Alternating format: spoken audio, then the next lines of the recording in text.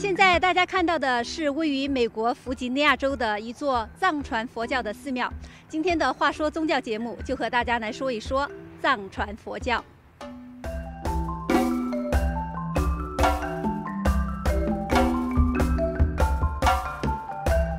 说起藏传佛教，当今的代表人物自然是达赖喇嘛尊者。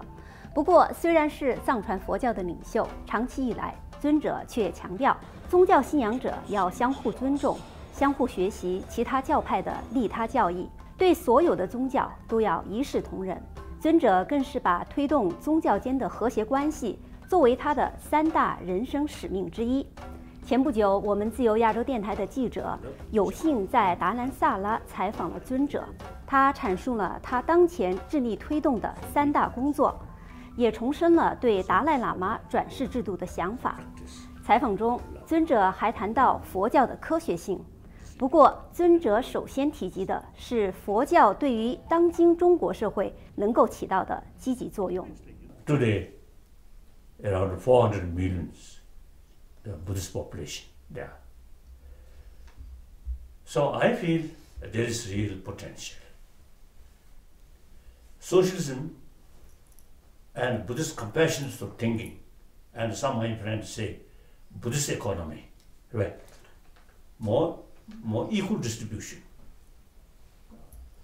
So therefore, there is real opportunity to China, the genuine, true socialist country, the sense of responsibility of the people, particularly poor people. The Marxist economy, equal distribution, is very important.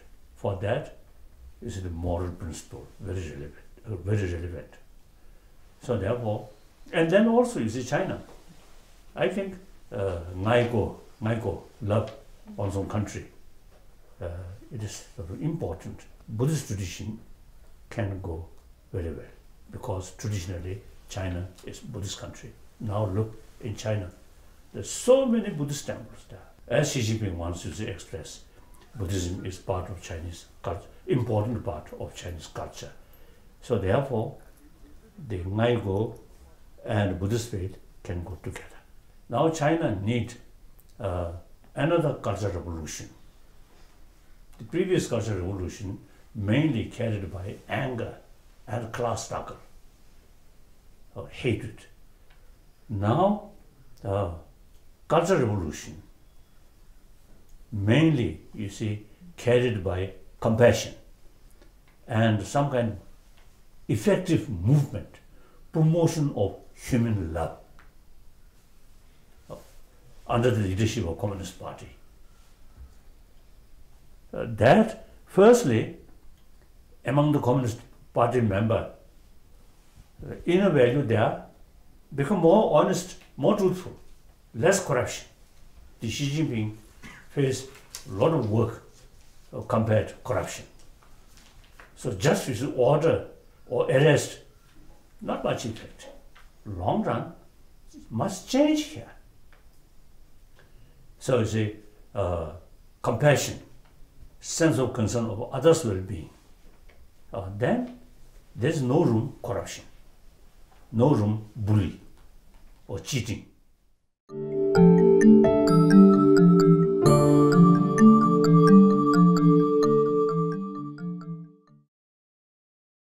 Buddha Shakyamuni was founder of Buddhism. One aspect, he was great thinker, great philosopher. Then, because his teaching, reason, investigation, experiment is more important than faith. So, from that aspect, I consider him as one ancient Indian scientist. So I myself, as a follower of Buddha, so half Buddhist monk, half scientist. So I believe science. So a certain sort of concept in 1,000-year-old we have, if it goes against with the scientific finding, then I choose the liberty to reject these things. So therefore, I think the modern China, as a follower of Nalanda tradition, should be realistic. accept reality. Just ideology impose, or as a Buddhist, we impose our own sort of faith. Not good. So China also, you see, follower of Nalanda tradition. In Nalanda tradition, even Buddha's own teaching, when we investigate, it goes against reason, then we have the right to reject that. The Nalanda tradition, essentially, very, very realistic thinking. That is very important. The Nalanda tradition, Buddha himself, you see, mentioned, "Oh, my follower, monks, scholars should not accept my teaching out of faith, out of devotion, but rather thorough investigation and experiment." So that's Nalanda tradition. So that's scientific sort of way of think, sort of way of approach. Now maybe Buddhism not in obviously the decoration or on order, sacred order, some Buddha statue. That's not way, not the proper way. Proper way is study, or whether Buddhist or not Buddhist, or believer or non-believer, certain sort of information about mind, about emotion, and how to tackle these is part of our education.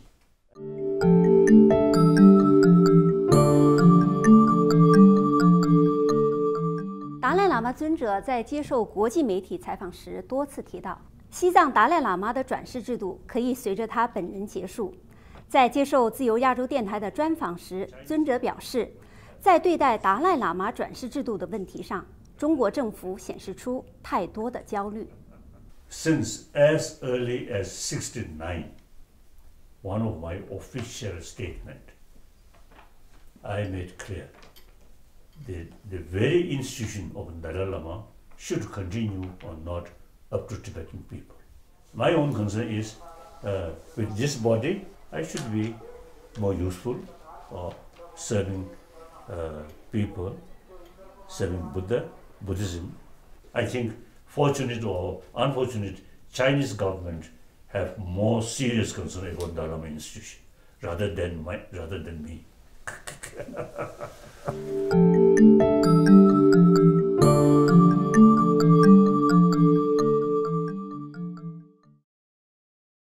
Nowadays, I have three commitments. Number one commitment is promotion of oneness or sense of oneness of entire 7 billion human beings. A lot of problem due to secondary level of differences, including different religion. Oneness of humanity is very important. So this boundary, eventually, without boundary and without weapon, then I think gradually we can develop really one big human family. I think that's the only way to bring genuine, peaceful world or compassionate human being. So that's my number one commitment. Number two commitment is promotion of religious harmony. Some say there's God, some say no God. That's a philosophical field, so personal matter. So essence is all major world traditions carry message of love, forgiveness, tolerance. That are common practice, common ground. On that basis, we can promote religious harmony. That's my second commitment. Third commitment about Tibet. So, now as far as political responsibility is concerned, 2011, I totally retired. Now regarding Tibet, my commitment is environment, taking care, special care about environment. And then care, preservation of Tibetan culture. Now I realize, regarding mind, regarding inner world is concerned, I think we kept all this knowledge come from Nalanda intact. Now 1,000 years. So now today, out of 7 billion human beings, only handful of Tibetan kept this knowledge. So once our knowledge among Tibetan disappear, then whole world disappear. This knowledge. As a human being, as a Buddhist, as a student of Nalanda tradition, and as a Tibetan, another my commitment regarding Tibet is preservation of this knowledge. Eventually can be, I think, great service to humanity. 尊者在采访中一再强调，他现在最关心的就是如何履行他人生的3大使命，而对于达赖喇嘛转世制度等等涉及政治的问题，他没有太多的兴趣。感谢您收看我们对藏传佛教领袖达赖喇嘛的专访。在下一集的节目当中，我将请到一位长期关注藏传佛教的专家，来探讨藏传佛教的历史以及藏传佛教当中最具争议性的话题。感谢您的收看，我们下一集关于藏传佛教的节目当中再见。